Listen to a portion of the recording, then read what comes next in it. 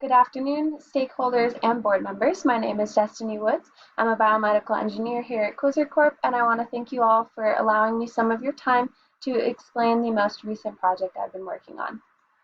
The proposed task was to develop an artificial blood vessel prosthesis under the certain conditions as follows. The blood vessel prosthesis had to be the appropriate size and withstand the blood pressures of the heart for placement within an adult male in the specific vessel of choice. Finally, I had to determine the optimal material as a function of strength, cost, and behavior. The methods I used to accomplish this were initial research to determine the anatomical dimensions, blood flow, and pressure for the specific vessel. I ended up choosing the saphenous vein in the proximal location of the thigh because it had a lot of background research and studies proving the sizing within different genders and the blood flow within that area as well. And then finally, I used a SOLIDWORKS flow simulation to determine the shear stresses on the material, which allowed me to calculate the shear strain in the material as well. The material category I ended up choosing were bioinert polymers. Polymers are unique compared to other materials because they do have a carbon chain backbone, and what this means is there's either two carbon molecules single bonded or double bonded, giving it different properties. The long structures of polymers allow them to have elasticity, or if the chains tend to be shorter, then they are more rigid plastics like what you see in Tupperware or other plastic devices. Addition of any side chains allow for different behavior and properties to be added to that specific polymer type. And I'll explain this a little bit later in the three materials that I chose. And most polymers are chemically inert, meaning that they are biocompatible. Biocompatibility and hemocompatibility were necessary for this project because this device was being directly implanted into a human body and it dealt with blood. The chosen bioinert polymers were PET, PMMA, and PTFE, and you can see the full chemical names on screen. And each of these did have structure and behavior differences. Starting off, PET does have two crystal structures. The first is amorphous or transparent, and the second is semicrystalline, which may appear transparent or opaque or white. As you can see in the chemical symbol in the left-hand side, the benzyl side group lowers the intermolecular interactions, meaning that the chain isn't as straight across. And so this allows for good flexibility because the chain isn't as tightly compacted. PET does make up approximately 18% of the world's polymer production, meaning that it is available quite easily for use. And then common uses are food grade containers and fibers, as well as a cardiac support device, almost like a sling which holds the heart in place. The cost estimates I found within the SOLIDWORKS material properties section, and for PET, the cost was $2.205 per kilogram.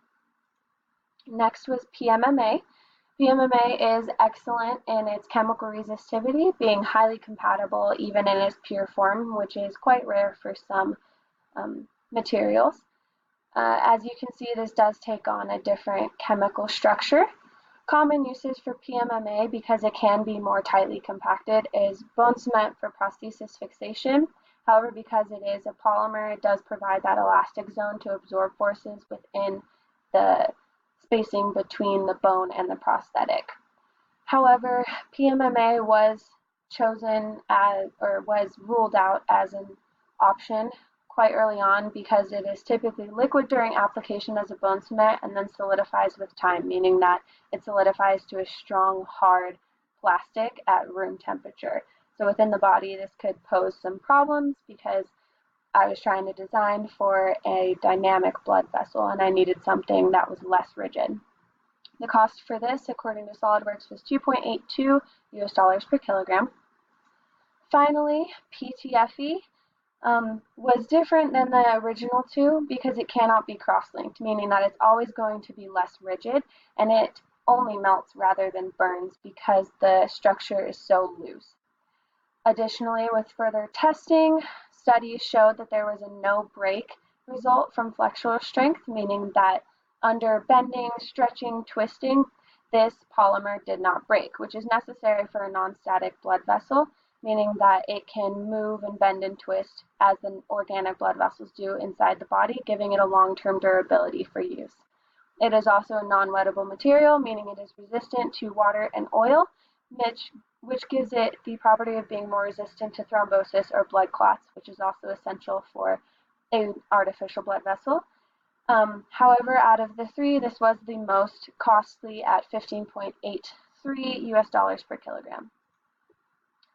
For each of the three materials, I created three models, one which was 1 millimeter in length, the second was 10 millimeters in length, and the third was 100 millimeters in length, and you can see the three drawings showing the dimensions for each. The research I found showed that the saphenous vein was 4.6 millimeters on inner diameter in the proximal thigh with a 0.52 millimeter thickness. So that is how I modeled it.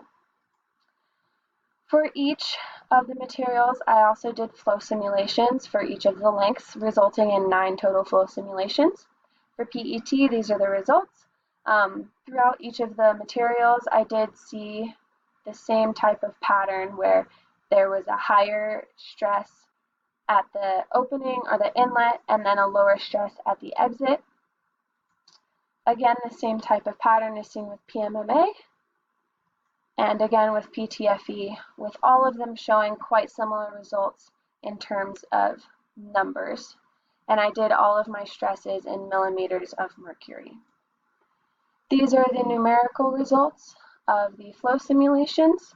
As you can see on the left-hand side of each of the tables is the material and the length of the flow simulation with the average, maximum, and minimum shear stresses at each of those lengths. The shear moduli, which I then used to calculate the shear strain for each of the materials. And again, these are all in millimeters of mercury for units. As you can see, they do not vary much between each of the materials. So the main decision factor came down to the behavior, cost, and functionality of the material within the body. My final choice of material was the PTFE. Some advantages of this material that I saw right away was that it had the no-break result for flexural strength, meaning that it is able to represent kind of the same behavior and actions that an organic blood vessel would have, because organic blood vessels are not static. They are not solid cylinders. They move and they flow and they bend and they expand and contract. So this was essential for the material to replicate this and mimic this. Additionally, PTFE is already used for artificial blood vessels in the medical industry.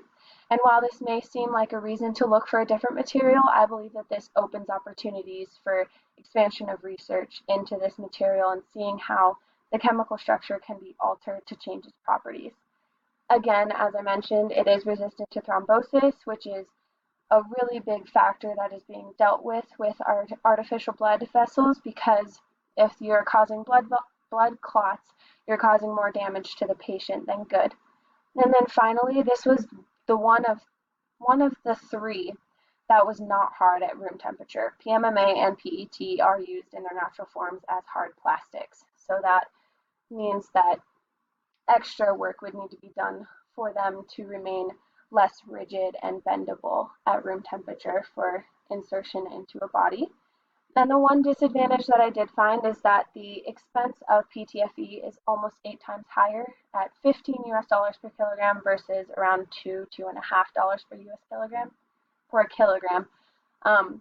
So this is something that needs to be looked into, but with that expansion of research I mentioned, maybe there could be a way to lessen the cost of production. Finally, all three of the materials did show potential with their low stresses and low strains, meaning that they could do just fine in the environment of the saphenous vein and the proximal thigh. However, PTFE is the most ready to use off the production line, and by this I mean it didn't need as much modification to be dynamic like an organic blood vessel would. I did use additional resources, and here is that reference. And I thank you all for allowing me to take some of your time to explain the research I've done. Thank you.